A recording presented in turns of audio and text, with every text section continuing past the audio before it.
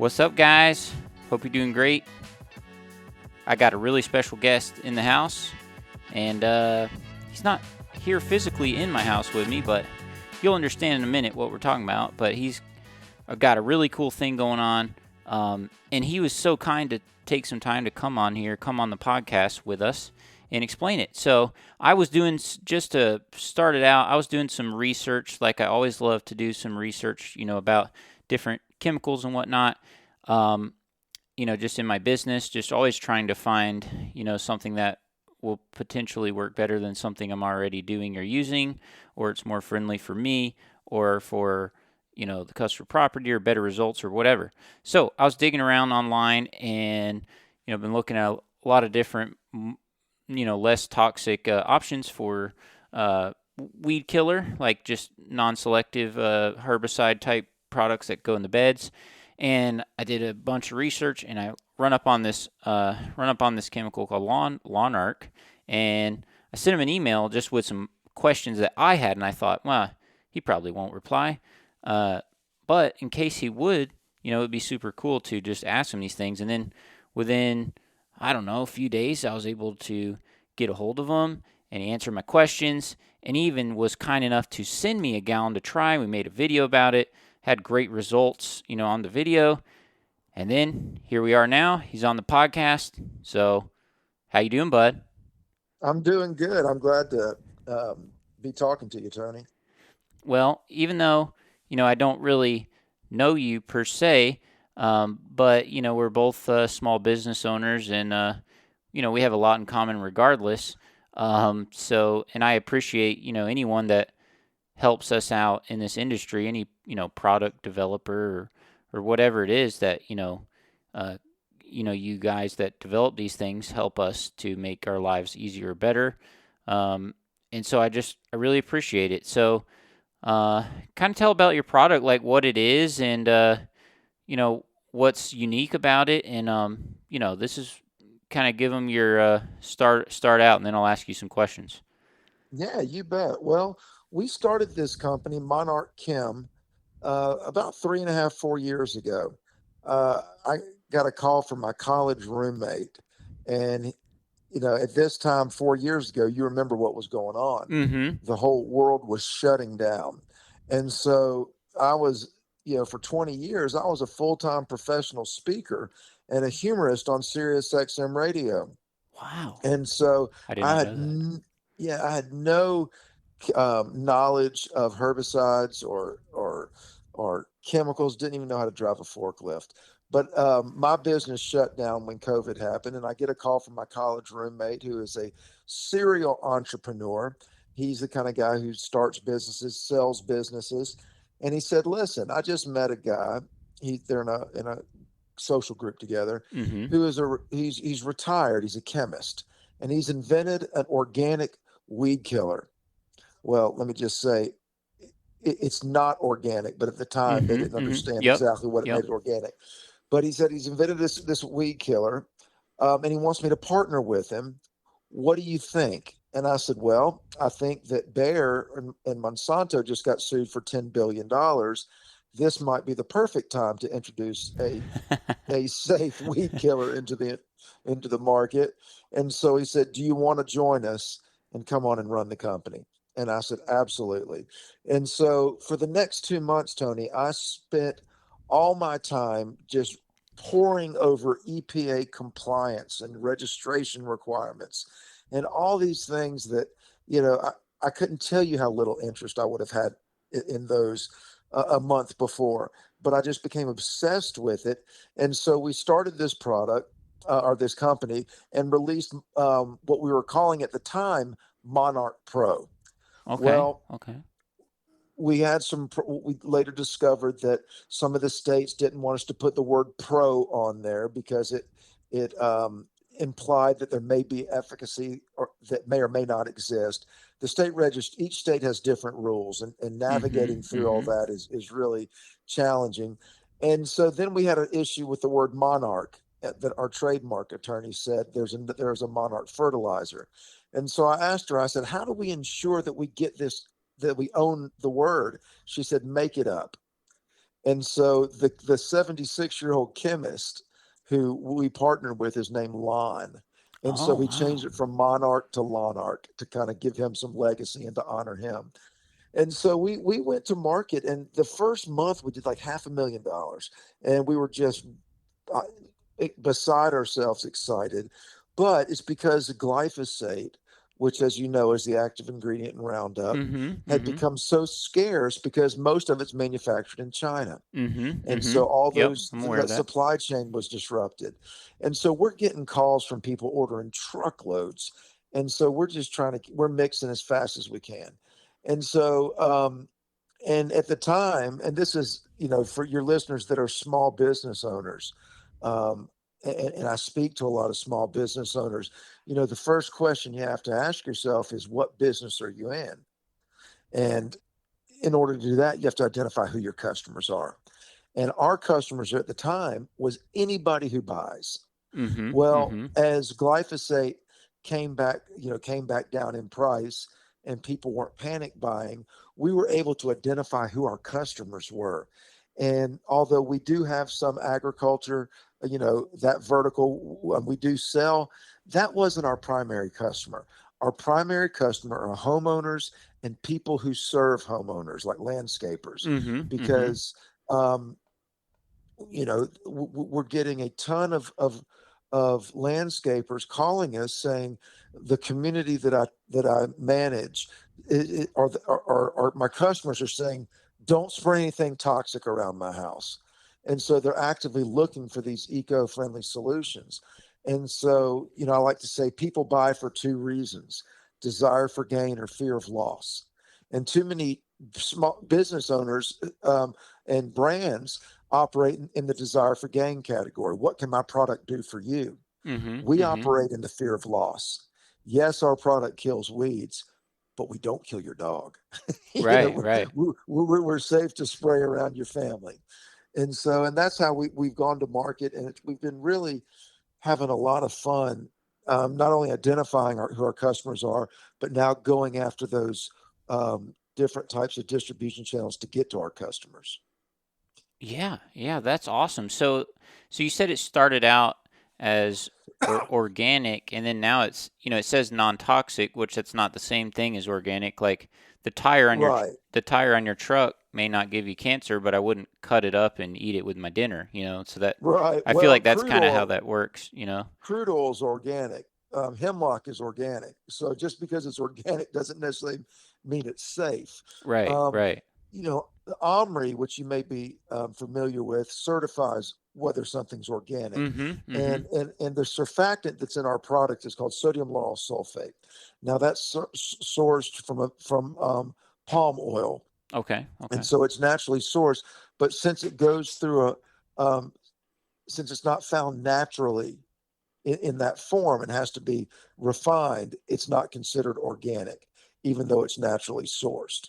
And so we just can't slap that OMRI certification on there. Although I've seen other products labeled that have sodium lauryl sulfate in them. I've seen them labeled for organic landscaping. Oh, wow. You know, Yeah. but I'm just staying away from putting anything like that on the label because, like I said, we're registered in 48 states. Only, actually, we have a separate label for Indiana because they're really tough, and we're not registered in Maine because they didn't want us to put eco-friendly on the label, and so that was kind of a non-starter for us. Um, and so, but each state, like I said, they have different rules, and you have to figure out, and most of them are labeling, because our product, Tony, is what you call 25B exempt. That means we don't have to go through EPA registration because all of our ingredients have been evaluated individually and been deemed minimum risk for the environment, minimum risk for humans, and so, or for people. And so, because of that, they're very strict on our labeling requirements. We have to list all of our ingredients, and there's certain things we can't say on the bottle. And Mhm, so, mhm. so we've gone through a few iterations. I gotcha. Yeah, that's crazy. It's crazy to think about all those little things that go into it of, something that could, you know, kick it out of the realm of that licensing or what. Um, and so it's really, it's close to organic, basically, is what you're saying. It's just, you Right. can't technically So certify it like that. Yeah. correct. And I'm always very open and transparent about that because for any of your listeners that may be organic farmers, you can lose a certification if you use a product that's not certified organic. So I'm always very clear. This is not going to harm. I mean, this is not harmful if used as directed, and it's not going to translocate to other things. But um, excuse me. But No, no problem. it doesn't have the organic certification.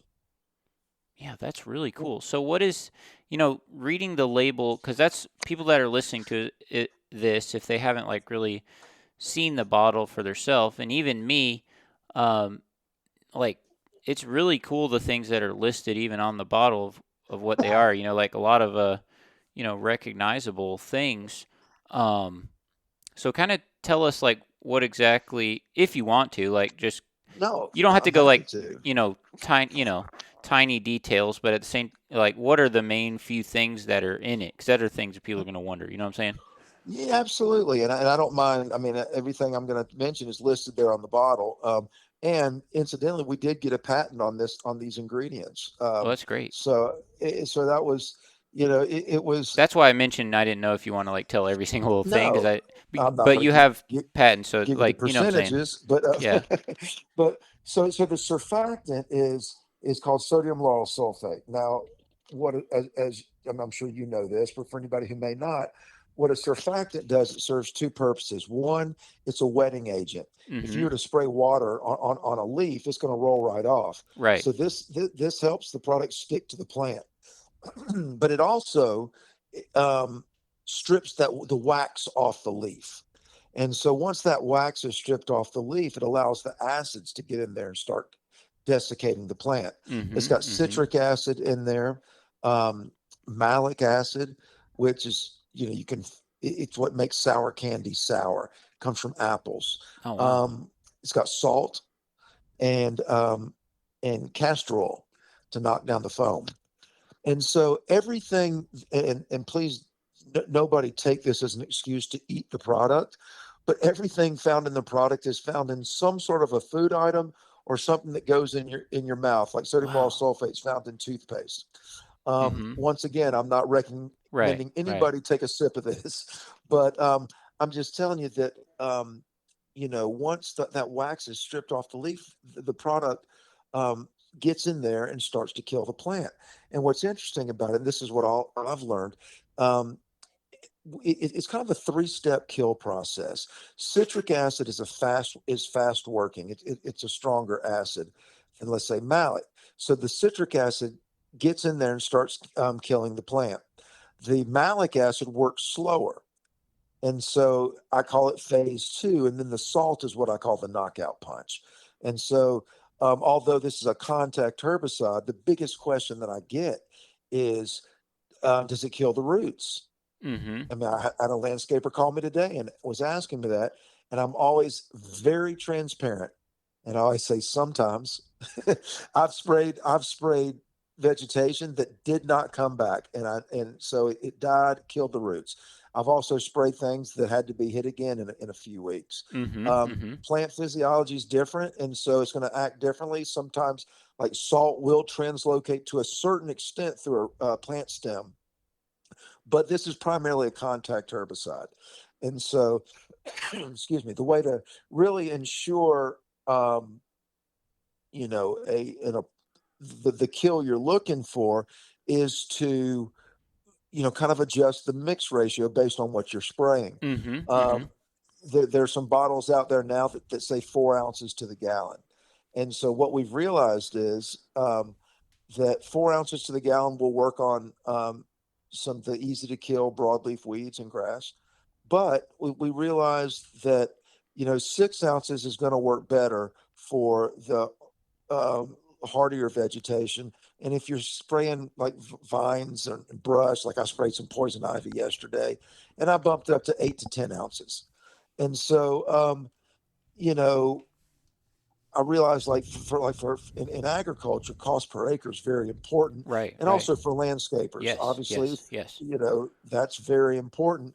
And so, what I would ask anybody to do is test it, and you'll get a good feel for, hey, if you're spraying poison ivy or brush or stuff, you're going to need to bump it up some, Right. if because the wax it's waxier. So But go can I ahead. go like a, kind of go layman's terms with this, for people?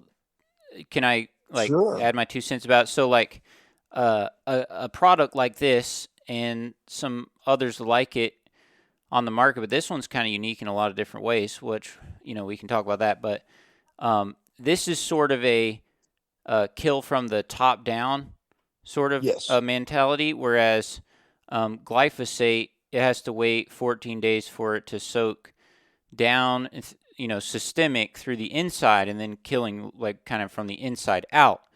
Um, Yeah. Whereas, Glyphosate disrupts an enzyme that stops photosynthesis. So it's a longer cycle. right, and that's one of the things that I do not like about glyphosate, is because, by the time 14 days goes by, I mean, there's already more weeds, popped up around it, in the beds. Sure. And um, so that originally, going on my search about these things, over the last year or so, it wasn't originally because um, it wasn't really originally because I was scared of glyphosate. I'm still not completely scared of it, even though I do think this is a real, I don't think this is, one of those things that are like, fake. Like, I think this is real, a real threat, because, I actually know a farmer that, a friend of a friend that, um, really have, problem with this because of glyphosate. But the reason why I started down this trail of looking at different chemicals is because I wanted something that would that the customer would see results way before 14 days. Does that make sense? And so, even if it were to take, um, you notice one thing isn't completely brown and dead, even if you have to hit it again, um, that's still better than the 14 days because, again, like he just mentioned, glyphosate is, works through disrupting photosynthesis. So that also means, let's say, it's a weed that's in the beds that's sort of in the shade or something like that. Well, glyphosate in some of those scenarios is almost not effective. Um, Hmm. and I've, sprayed it for a portion of my life, and so I'm very, very familiar with it. And it's just, that started my, just looking, okay, what can kill weeds fast? Can you like build a weed killer, with salt or vinegar, things that can actually burn it fast? And so I think the thing with the wheat, with the roots, the question people have is, if you um, burn the plant bad enough, there's no way it can really, you know, do the photosynthesis thing, even your Sure. product, and then it dies because of that. You see what I mean? So that's Hmm. why I say kind of more of a, just the acid just starts burning it down. It looks like it's, just like burned down pretty quickly within a matter of a couple days, and then, more depending on what it is, like you're saying, depending on the weed or whatever. If that thing's burned down bad enough and it's brown enough, there's no, even if it gets wet, again, it rains a few days later, that thing's not coming back. You know what I mean? Um, Yeah. but if it's, certain type of something that's just, I don't know, real stubborn for some reason, and you just get some browning or something on it, yeah, I mean, that possibly can come back. Yeah, and some plants But have a tuber underneath in the soil, and so those type of plants are, I mean, they're boogers. I mean, they're hard to get. You have to hit those more than once. But to our landscaping customers, one thing they like about this product is like you were talking about, how fast it works, Mm-hmm. because their customers see it almost instant result. I mean, I sprayed some stuff today that within an hour it's starting to brown up. Now, one thing I want to mention, Tony, that is the conditions obviously have an effect on the Yes, yes, efficacy. yes. In the like in March, February, well, not really February, but March especially, we started selling, and that's when we started ramping up. And I'd get some calls from people saying this is not working the way I expected. Well, if it's cooler outside, plants don't aren't actively growing, and Mm-hmm. so Mm-hmm. but I found that the best results are when the sun's shining and when it's warm outside. Like right now, we're getting great results. Right, right. Although I've sprayed 20 minutes before a rainstorm and it still worked. So Yeah, yeah. um, it's fun to see it. It's fun to see it work. And the fact that it's, not harmful to yourself just definitely does. So if you're spraying this stuff every day Yep. and, and you're just, this is a way of life, like for me, because people have a lot of bed areas, where I live, a lot of these high end houses, half the yard, half the property is, shrubs and, beds, what I mean? Half the property. And then Sure. there's, you know, sections and tiers of grass, that are, designed and, flows in there. But there's a lot of, where I live, it's mostly pine straw, some mulch, but a lot of, pine straw beds. The trees are protected around the lake here. And so, um, weeds in the beds, like, is probably one of the biggest, things in my business, at least around here anyway, that, customers notice the most or you could get fired for. You know what I'm saying? Right, right, Um, right. so like, if the grass is a quarter inch taller than it should be, they're not going to really notice that. But if they see all this green stuff all along the edges in their beds, like they notice that. You see what I'm saying? Mm-hmm. Um, Absolutely. so you know, there is also some value just in the fact that, hey, you don't have to worry about it as much. If one drop spills through your gloves on your hand or something, you don't have to freak out. Also, I've had a couple customers, because it's on TV and it's on all the things, the glyphosate thing. So I've had a couple, especially a couple older clients, that were like, they're concerned about me spraying it. Does that make sense? And they're almost, Oh, absolutely. part of it is maybe, so for some people, maybe it's, they don't love the idea of it being on their property. And some people are just worried about even me, their lawn guy for 15 years. They're just worried about me being out there spraying it. You see what I'm saying? Um, Sure. and of course, like, pets or things, around them, that could be a concern. But so far, the feedback I've gotten over the last couple of years, as this glyphosate thing, is well known. I've had a few people just asking me about, my health, I guess, whatever you call it, of me Oh, applying it. They're yeah. worried about that. They're like, I don't know if I want you out.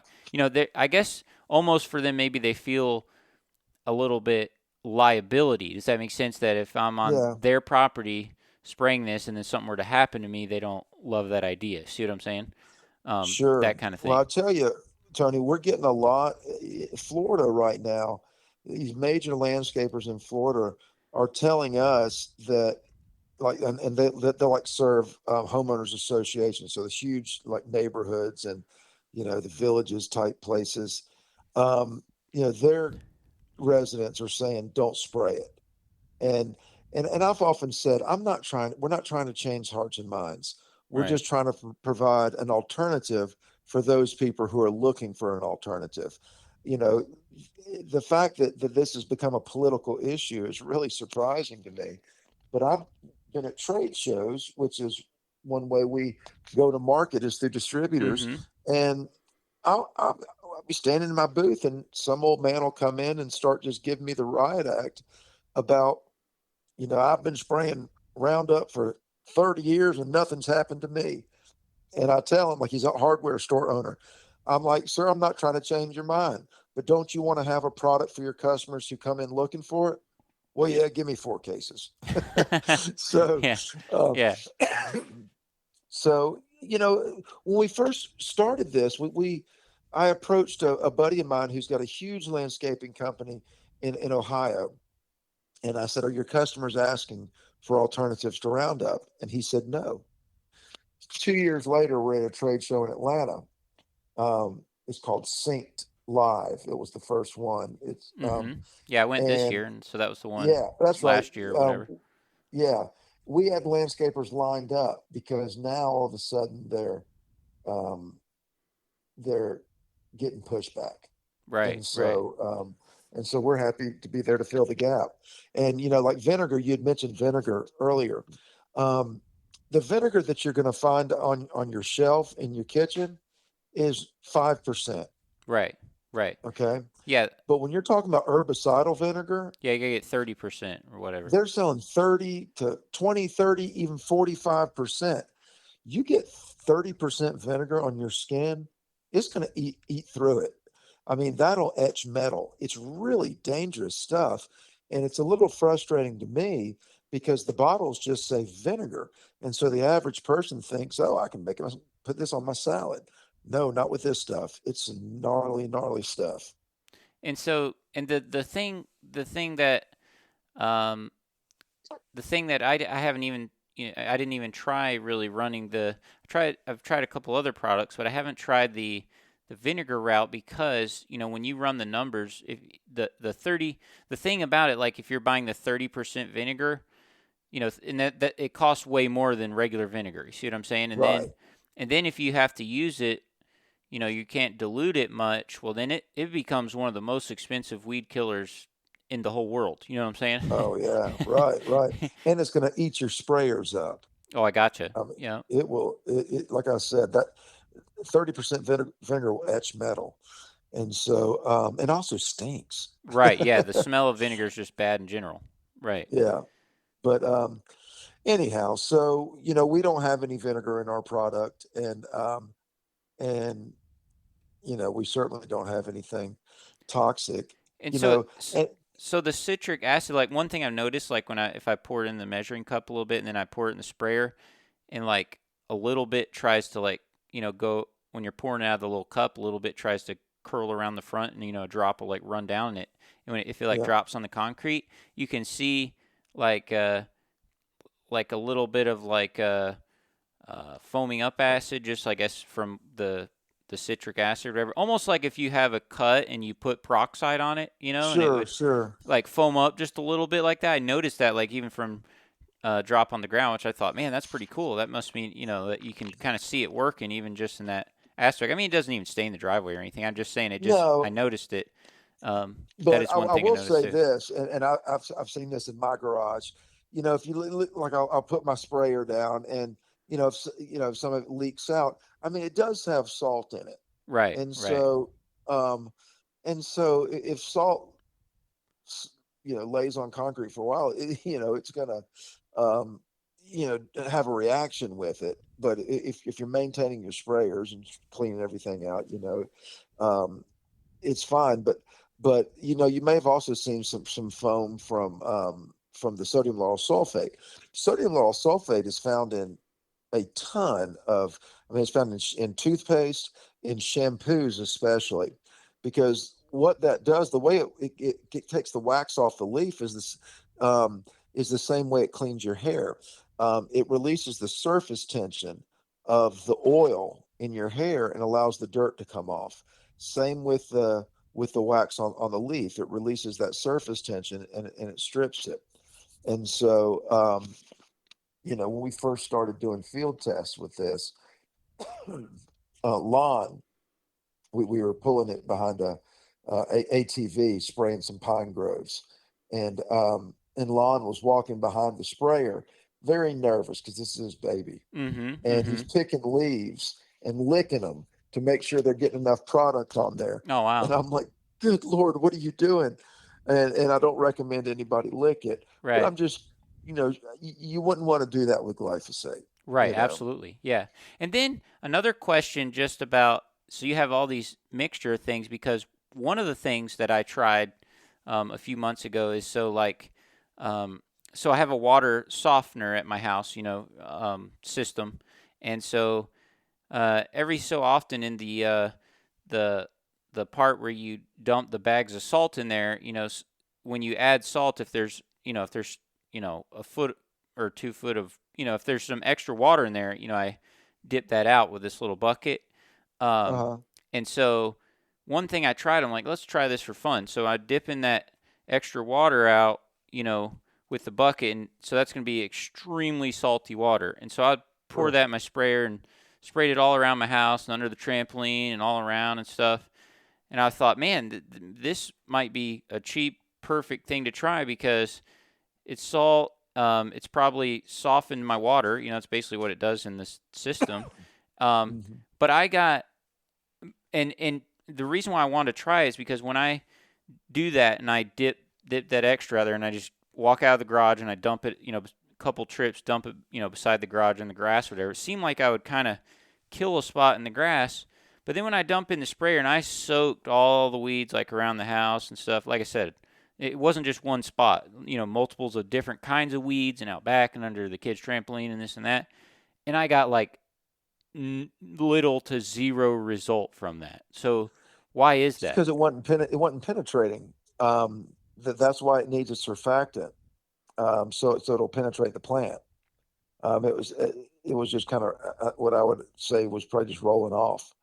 Um, But even if the water, is softened, because it beads less, and the water is yeah, softened, you know what I'm saying? Like, so I would figure it would, it surprised me that probably over time, it's kind of like when your dogs urinate in the yard. It yeah, take after a while, you're like, oh my God, the grass is dead, but it doesn't happen right away.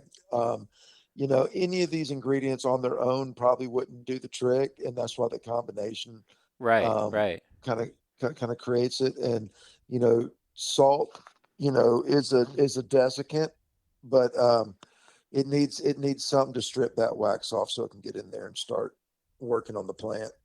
Because I always have people say, we'd post something on Facebook, and somebody's always going to say, all you need is Dawn dish soap and salt water. I'm like, well, if you want to go buy Dawn dish soap and mix it with salt water, go right ahead. You're it's probably going to be cheaper to buy our stuff. Mhm, Um, mhm. but that's why they do that, because it creates that. Right, It, they're it's a using the surfactant. Dawn dish soap because it has a little bit of surfactant in it. That's how it like works on your dishes. Um, Absolutely. but yeah, I thought that was interesting that I like seen, you know, and I even watched it months later, and I was just like, man, hardly no results. Whereas a product like yours, I mean, I know that's one of the things in there, but I mean, in a matter of 2 days, stuff's brown. You know what I mean? Well, So I'd be curious to know what percentage of salt that solution was. You know, I mean, what you sprayed. You right, know, right. Well, I would I'm just assume curious. I would assume it would be pretty high because it's kind of like the water, like it's sitting in there with the salt pellets. Right, Um, right. And so, like, and it just sits in there for months. You know what I mean? Mm, With that straight up, the water yeah, softener salt, almost like it's kind of like the similar stuff like they use for a pool or something like that. right. Um, and yeah, that was kind of surprising because when I did that, I figured, oh man, this is just gonna wipe it out. Because, like I said, it had sat in there for months, with that salt. So I know for a fact it was very salty because even, when I dump it out of that bucket, there's like a little bit of like salt crystals like when it dries at the bottom of the bucket, and I gotta like clean that out of there, before I, Yeah, use it to wash my car or something. You know what I mean? sure. Um, Yeah. so that was yeah. So that was interesting. So And it's probably saturated then. So yeah, I don't know.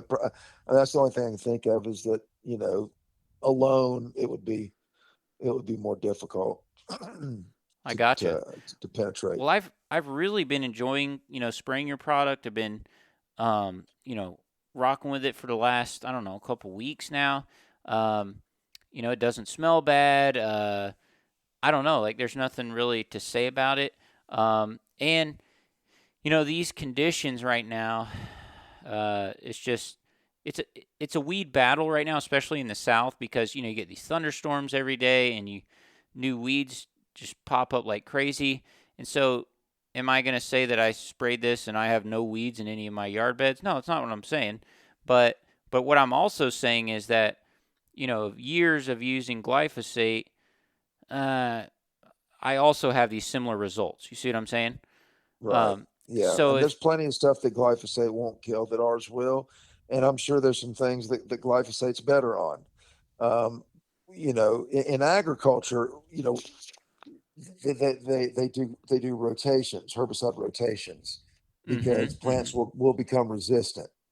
And like in Oklahoma, especially, I think it's some kind of bull thistle or some kind of plant they have out there has become glyphosate resistant. And so, they're looking for other solutions to be able to kill some of those plants. And so it's interesting the way that works. But and one thing that I'm sorry, go and ahead. with your product being an acidic type product, it just tears down the leaf. So I feel like it would be a less chance that a plant, it can't really adapt to what you have. You see what I'm saying? Right, right. It's a Um, physical reaction rather than right, right. yeah. Like I don't think it can really build up a tolerance to that, even if it's something that has been sprayed and came back. If you spray it again, because like we were talking about, it's kind of from the outside in, burn from the top down. Like I feel like that could be used on any plant, that's even ones that are resistant or whatever. Um, Yeah, and one so, thing, Tony, we've done tests on fish because we wanted to make sure that the product wasn't toxic to aquatic life. Now we've not done tests on like invertebrates like mussels, but we did mm-hmm. a fish test at a university, and at the prescribed dosages or a mix, it's non-toxic to fish.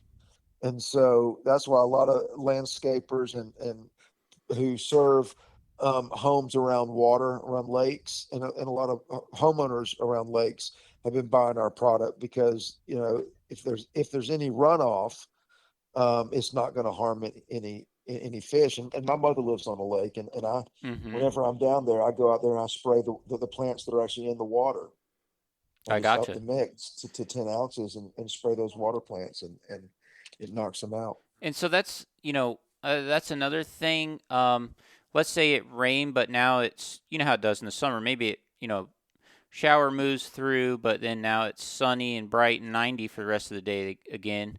It says on the bottle that you can apply it even when the weeds are still wet. Um, so what do you think about that? um, yeah, so the surfactant allows the product to stick to the plant. And so it's just important to know, like with glyphosate, you can kind of miss the plant and it's going to absorb in there. With our product, it has to, we call it spray to wet. I mean, you've got to get the plant wet in order for it to work. Mm-hmm. And Mm-hmm. so, and like I said, I've sprayed this product 20 minutes before a downpour and got great results. I've sprayed plants that have dew on them. But this being a contact herbicide, a certain amount of discernment is necessary. I mean, Right, right. if you see that the storm clouds are rolling in, I wouldn't necessarily spend my time Right, spraying absolutely. weeds. Well, You even know, even glyphosate is not effective at all, if it doesn't, have several hours to dry. It's right, almost next to no effect. You see what I'm saying? Um, right, right, right. so use your same discretion with this, but yeah, but I'm thinking about like, after rain or like you're saying, or in the morning or something like that, even if it has dew on it. I Mhm. feel like as long as you kind of soak the weed, Right, it should absolutely. still be, just as effective, even if the plant was a little wet. You see what I mean? Because Yep. the solution is mixed with water anyway. Um, that you're Yeah, spraying. absolutely. So like a little bit of water on that plant, if you soak it again, even if it's already a little wet, that should not be an issue, right? That's correct. That's absolutely right. Well, Yeah. think. And Go go ahead. ahead, keep going. No, I was just going to say, when I talk about this product, like I got a call today from a guy from Atlanta, and he was asking me a bunch of questions. Well, does it kill this type of plant or this type of plant? And I find the best way for me to respond is to be completely honest, and I'll say I've never heard of what you're talking about. You know, we've done university testing. Well, We what don't what have a did he lit. ask? Because I'm in Georgia too. Yeah, I forget. It was Japanese something. It was um, some invasive species of ground cover, I but gotcha.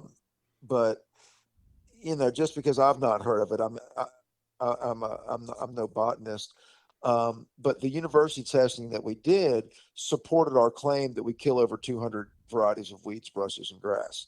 But what I always tell people is, listen, give it a shot, and and tell us your results. If it kills something that I've never heard of, I want to know so I can write it down.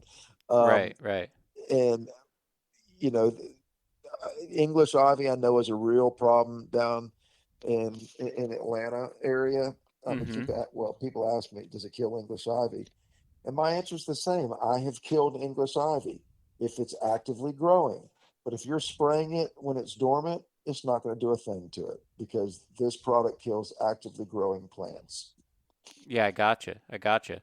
Yeah, and I wonder, uh, what the thing that the guy was talking about. It may be some kind of a, like a jasmine type product, um, that's growing in, or it could be a type of like this kudzu kind of stuff. Yeah, Um, and we've killed kudzu. I mean, I grew up in Alabama, so I know kudzu. But problem with kudzu is, since it layers on top of itself, you got to get all of it. But mm-hmm, mm-hmm. anyhow, let's see. Japanese stilt grass, Japanese chaff flower, creeping Charlie. Those are some of the things that he had mentioned. Um, so I don't know what that is. Yeah. So those are, uh, I think those are weeds that are more commonly found like in a lawn, like the uh, creeping Charlie and the other ones. I mean, there's some type of like grass, So right. I would think that, and the creeping Charlie thing, like I think that it would. I think yes, that it would work on all those. Yeah, Um, I think so too. Where ours has a challenge is if it's a plant that has a deeply embedded tuber, and that has to be hit more than once because that's where the plant holds its nutrients and the carbohydrates that it helps it survive. And if you kill the leaf or above ground, it's still going to resprout.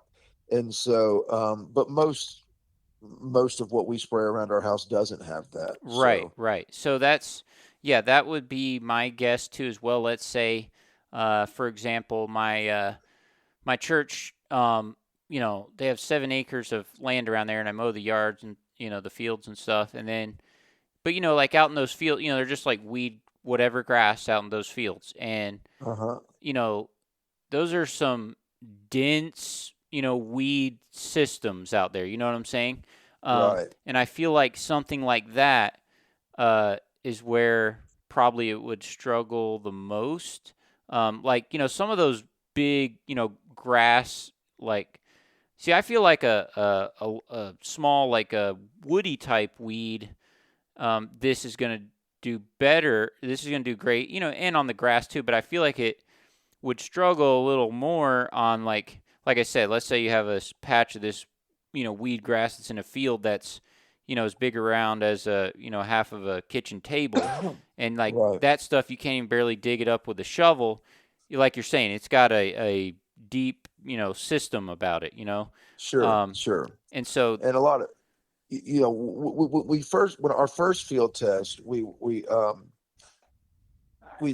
was about a 5 foot tall test plot, and they're using a boom, 20-inch boom, a couple feet above it, and we didn't get great results. And I'm like, well, no wonder it didn't get down to the bottom.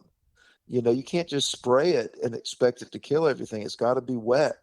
And so we talked them through it, and so the next one that we had great results, because most people are spraying with a backpack sprayer, you're eyeballing it, and you're spraying everything you spray is getting wet. It's hmm when you're if you're like we have a lot of hunters who buy this, for their food plots. Um, and I have to tell them, if you're spraying it behind an ATV, you got to slow it down because it's got to get wet. I gotcha. Yeah. And so, but I feel like it is good to use like I use it with the nozzle, like adjustable nozzle on my sprayer, and I use it kind of tightened all the way down, which that is the most efficient setting, for spot spraying all day, like where it's like a mist. But Uh-huh. also I feel like if you're just, you know, spraying it like a squirt gun, even though you're throwing down a lot of liquid, I feel like the mist spray right up close to the weed, gives it a more even Yeah. wetness over the whole leaf, and then you know what I'm saying. Whereas if you feel like you're getting more done if you open that thing up and you're squirting it around, but that doesn't mean you're necessarily covering it, the whole thing. Right, right. Whereas a close up mist type spray really gets it, all wet. Because I mean, if you just flood it but you don't get it on all of it, that doesn't necessarily help you. I mean, you just need to.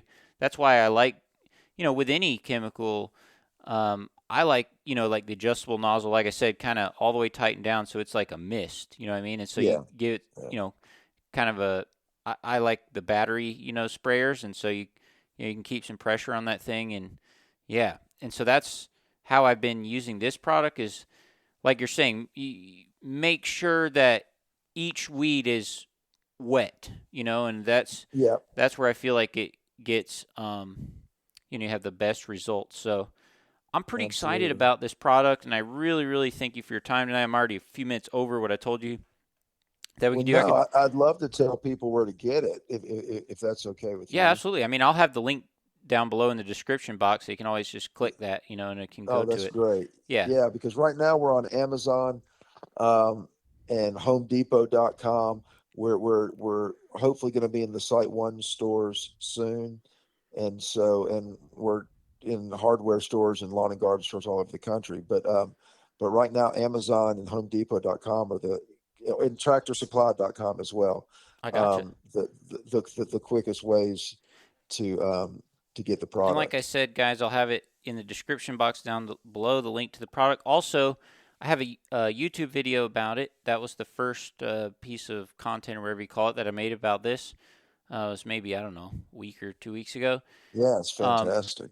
and so you can always check that out too. I think it's called Best Non-Toxic Weed Killer question mark. And I did that on purpose, titled it like that because people don't know the name of this product. You see what I'm saying? So Right. if I say, is monarch a good weed killer? Like nobody's gonna find that. You see what I'm saying? But You're absolutely but right. if someone types in non-toxic weed killer or something like that, you see what I mean? And then people can, once they see the video and see the product, then they can, find the brand down there. And maybe in, years coming, as that video is still online, as it's becoming more well known, I could always change the name to Lawn Arc something, as people are really digging into review about it. You see what I'm saying? So Sure. that's my thoughts on that. Well, But and I'd also, rather go go ahead. ahead. No, I was just going to say that people, like you said, they're not looking for lawn art. They're looking for pet safe weed killer, non Mm-hmm. toxic Mm-hmm. weed killer, glyphosate free weed killer. And so you're exactly right about that.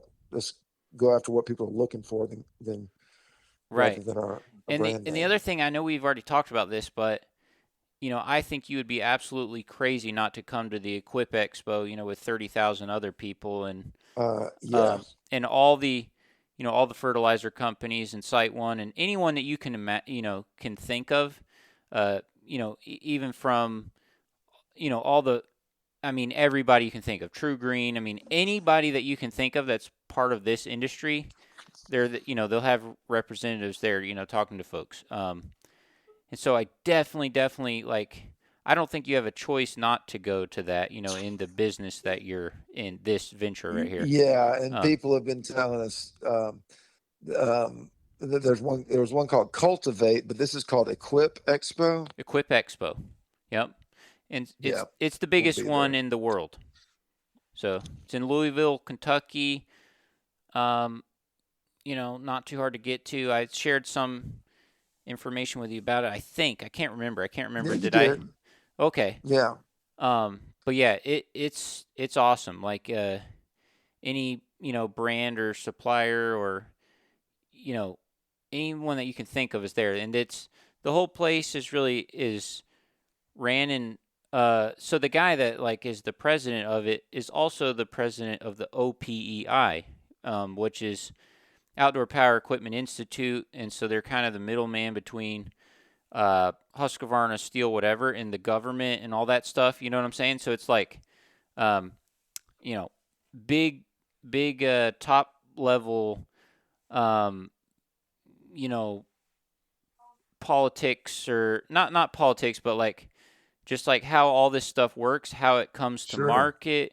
Like the deep behind the scenes stuff is all kind of ran through this event, through the people that own it. Like it's a big deal. They've had it for 42 years or something like that. Um, wow, and so yeah, so you definitely want to check that out. There's a lot of people I can introduce you to. All that. Um, yeah, so and it's middle October. It's Wednesday and Thursday. I think it's like 15th, 16th, 17th, something uh like huh, that. Um, it's like a Wednesday afternoon, all day, or, 9 to 5 on Thursday, and then it's over at lunch on Friday, and then people fly home or whatever. So it's really only a two-day event, but, 2 half days and one full day.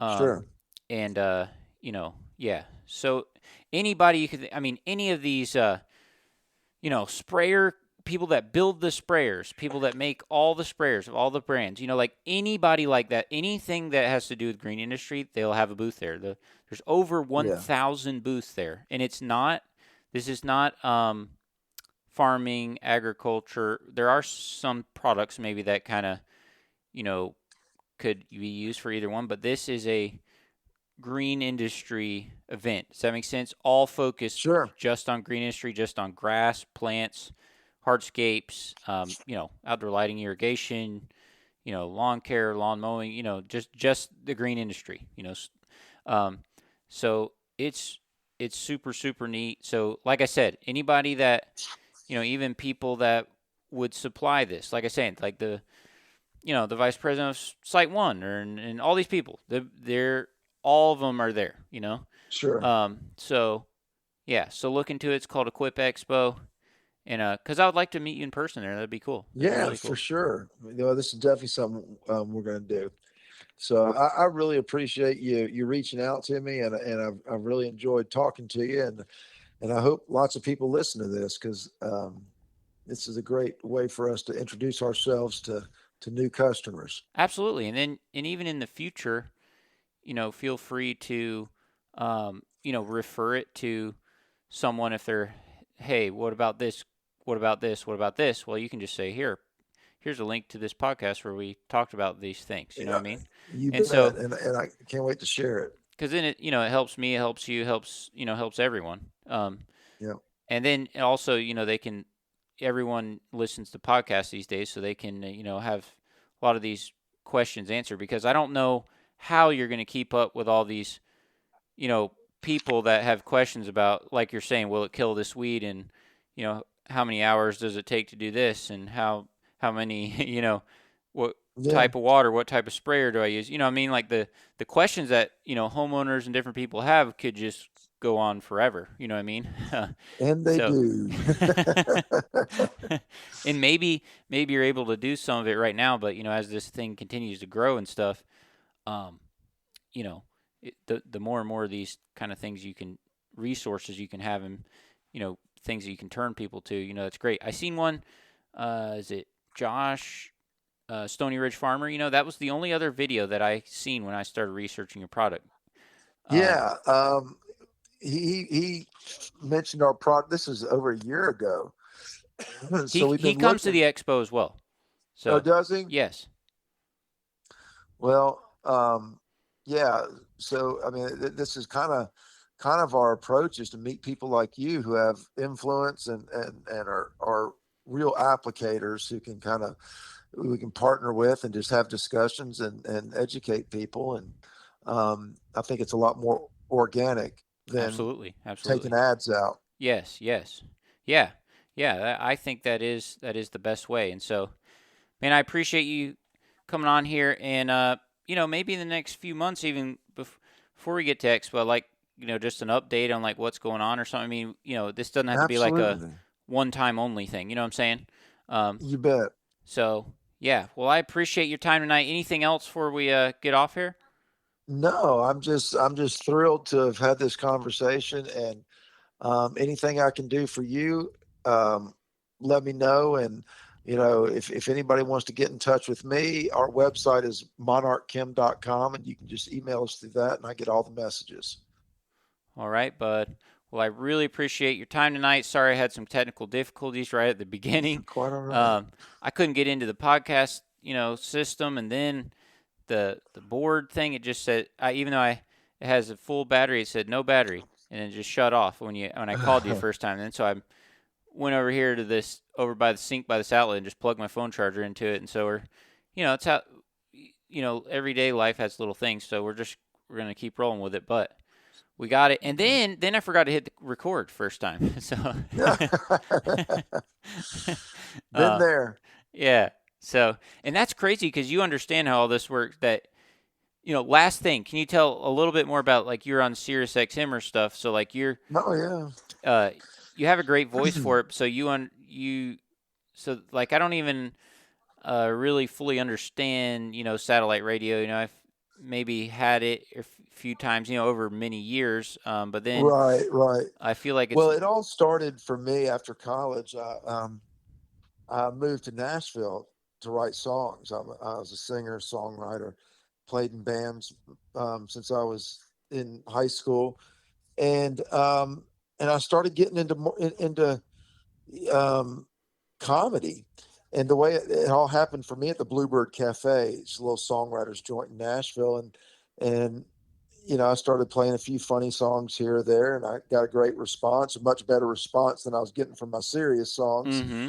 And so, um, actually, when I got married, I left Nashville, but Sirius XM Radio had just kind of become a thing, and so I submitted a comedy album that I had recorded to Sirius, and they just started playing it. And Wow. so it was on Blue Collar Comedy and Laugh USA, and then I went and recorded a live show from their theater in Nashville. And but now that everything's streamed, Sirius XM Radio is not as big as it was. Yeah, that's what I But was guessing.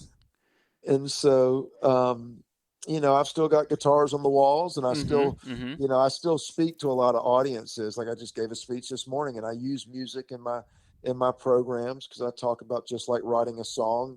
Growing a business has certain fundamentals and certain rules, but it's how we put them together that makes the music. And so I draw that analogy in my program. So I'm still telling funny stories and playing music, but I'm That's now really showing cool. people how to Wow, grow a I did business. not know that. Yeah, most of my life, I've played the drums as well, so I still Yeah. um, I go to a semi large church, like with multiple campuses and stuff, and so even this Sunday I'll play multiple services and I play like, a Yeah. DW drum set. Um and yeah, so that's something I, even as a little kid, it just kind of was something that was built in me, for Right. all my life. So I understand the music part. I mean, music is a lot of work if you really get into it. There's a lot that goes into it, and it's crazy. And writing your own songs is a whole nother level, of hard work. And then that's crazy. So were you doing that like full time? Like, what was it that? So were you doing that like full time before you started this, or what? Yeah. For 20 years, I was speaking mainly as a full time professional speaker. Like if you go to my website, patrickhenryspeaker.com, you can kind of see what I do. But I speak for associations, corporate meetings. And a lot of it is about how to elevate the customer experience, but I also talk about, I have a program called Keeping Your Team in Tune. And I talk about how to create a team that's committed to excellence. And, there's a lot of laughter in my speeches. There's a lot of, entertainment, but, it's just like, any other business, it's all about the emotional connection you make. Um, people people want to do business with friends, and Mm-hmm. and Mm-hmm. and it's about relationships. And when you're on a stage, you're creating a relationship with an audience. We're selling weed killer. We go to these trade shows. We're trying to create relationships there. For some of the big ones, we bring in cigar rollers from Miami, and Mm-hmm. we're Oh rolling. wow. We're having them rolling cigars, and and they're educated, about how cigars made, and I'm talking to their wives, selling them weed killer for their store. So Yeah. um, and so we try to bring an element of fun into this business, and when it becomes not fun, we have to evaluate why. Because Right. Right. I mean, I've had more fun. I like to tell people I left the bright lights of Nashville to follow my dreams into the chemical business, but we've been having so much fun doing this, Yeah. Yeah. and we just want it to get bigger. Well, that is an insane story. Like that is crazy, and the chances that you would be, going around speaking for companies and stuff, I could see where that could be a problem. When that thing happened 4 years ago, that's a Oh problem yeah. because there was no meet up and see the speech and that stuff. You know what I mean? Um, Bartenders, rodeo clowns, and professional speakers all got screwed during the pandemic. yeah. Uh, and so, but man, that's so crazy that you know, like you would never guess, okay, this guy, he's a speaker, and then even if you said, okay, during, when this pandemic happens, what do you think he'll do next? You would never think, okay, he's gonna, build and partner with this guy and build this weed killer. You know what I'm saying? Oh, I never would a million years would have thought it. But it also goes to show you when you put your passion into something. I mean, we were learning this business at 100 miles an hour, and I got to be honest with you, Tony. Some of the I've learned more at trade shows from talking to other vendors than I ever could have out of a book or a website. Mm-hmm. I just go Mm-hmm. up to these guys and say, "Hey, how do you do this?" or "What do you think about this?" And not one of them has said, I'm not going to tell you my secrets." Oh wow. Everybody's eager to share. Most of these guys have been in the business 20 or 30 years, and the fact that I'm showing a lot of interest in what they do, I've gotten more out of those conversations, and develop some great friendships. Yeah, man, that's cool. So, well, I appreciate your time, and I really hope to meet you at the expo this year. Let's stay in touch and let me You know bet. if you have questions as it gets closer, that kind of thing. But start looking into it because 30,000 people come in town. So, like, don't wait till the week of to try to find hotel or stuff like that. You Yeah, see what I'm for saying? sure. I hear Because you. the closer it gets, the farther out you would be. You know what I'm saying? I mean, No, I the understand. the day before, if you want to get a hotel that's 20, 30 minutes away, you can do that because they don't necessarily know about this event, during the middle of the week. But anything that's Right. in the, there around the airport in Louisville, around that town, it gets really, full, so, Yeah, I hear you. um, so worst case scenario, like I said, you can always get something 20 minutes away, and even if you booked it the day before, I actually last year because of some things going on in my business, and I was trying to pay off my home mortgage, and we paid it off, and so I didn't know if I was gonna be able to go to the event, but like the week before, I was like, oh, we're going because I was able to make that final payment, um, and so we just booked one last minute. We were kind of farther away, but it still worked fine. And that even if you have to do that, that's fine. Um, Yeah. and then the tickets, there's all my friends have these codes and stuff. So promo code Paul gets half off like what the registration is. So right now till the end of May it's $25. So it brings it down to $12.50 to attend. Now that's if you want to have like a booth and stuff, that's a totally different thing. You know what I mean? Sure. No, I understand. You know how that works, but Oh yeah. because like especially at this event, I think even like small booths are really expensive. So I don't know. I guess I don't know. Like if you feel like it'd be more benefit if you just want to go and walk around or do that. I'm not sure. I mean, I guess it's up to you. Um, but and kind of just see the event and see it first, and then because even in the future, I mean, that definitely is like it would probably benefit you to have a booth there. You see what I'm saying? Yeah. No, Um, I think that's the way we would go. but I'm definitely going to take a look at it. I see it's October 15th, I think 15th and 16th. Yeah, if you Google So, Equip Expo, they got the whole website and all the stuff, all the right. info in there. I got it. Yeah, and it'll have like, the stuff for the booth. I know the booths are pretty expensive because they make it, very cheap for all of us attendees, and so that Right. means, all the vendors, the you guys that have all these booths, they kind of, what I'm saying, they get hit with the price, No, um, trust me. I get it. yeah. So, obviously I've never had a booth there, but that's, I've been part of it for like 8 years. So that's the word on the street that it is. Because I have Sure. other friends, in the lawn industry that, had developed products, whether it be a shoot blocker or something else, and they, have a booth, and it's, it costs a lot of money, but, uh, it's a business thing, it may be worth it for you, it's a write off, all these things. Um, but yeah, so think about that. Think about at least just coming and walking around, or if you think you want to jump straight in and have a booth, that may be something that's worth it too. Because either way, this is if you can go to one trade show a year, this would be the one. You see what I'm saying? Yeah. Um, Yeah. so all the others, are icing on the cake or whatever, but this would be the one. Um, everybody that's there, everybody that's buildings, whatever, some kind of new granular fertilizer or anything like that, all these type people will be there, and all the well-known ones that and Scott's and whatever. um, and so yeah, so definitely look into that, think about that, and thank you for your time tonight. And guys, we're done on here, but I'll have the link in description down below, and check out this weed killer, and I'll also put the link to my video down below so you can see, like in action, kind of what I've done with it, and what I continue to do with it. And so I appreciate your time, bud. Thank you for Well, coming thank on. you. You bet. Thanks for having me. All right, bud. We'll catch up soon. Will do. All All right. right. Bye bye. See ya.